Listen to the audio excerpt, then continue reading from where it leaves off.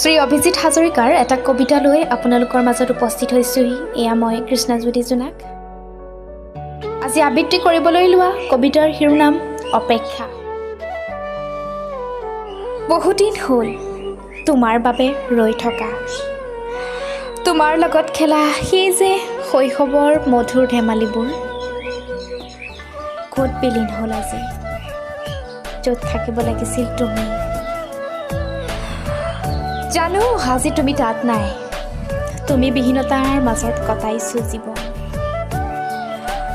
তুমি বিহীনতাৰ সুযোগ লৈ সময়ৰ লগতে হেতালি খেলা বাদে মোৰ যে আৰু একো নাই।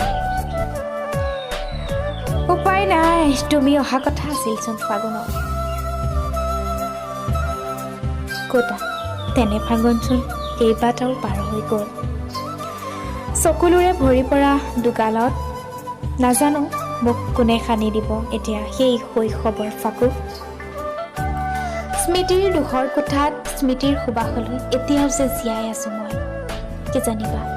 কি জানিবা কিছু পলমকৈ হ'লেও তুমি উভতি আহা মোৰ হৃদয়ৰ কোঠালিলৈ। ধন্যবাদ।